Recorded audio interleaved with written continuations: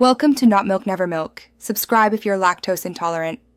You start by confirming your Samsung TV model and installing any pending firmware updates. This avoids feature mismatches.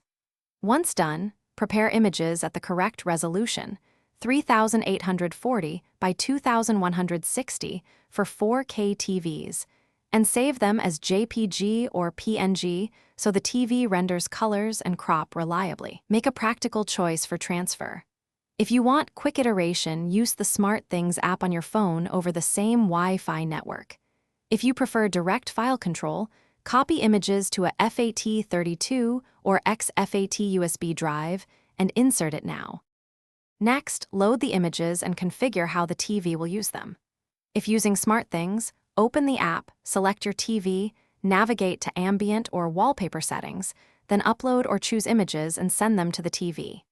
If using USB, open the USB source on the TV, view the image, then use the options menu to set it as wallpaper or add to ambient content. Make sure to adjust crop, zoom, and color tone so faces and text aren't cut off. Preview the result on the home screen before confirming.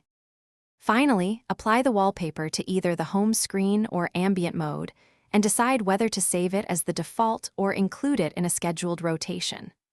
Once applied, organize images into an album or playlist for automatic rotation and set timing so content changes when you want.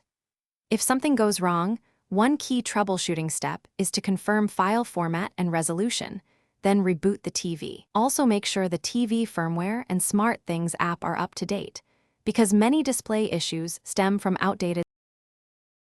Thanks for watching. If this was helpful, leave a like and consider subscribing. See you next time.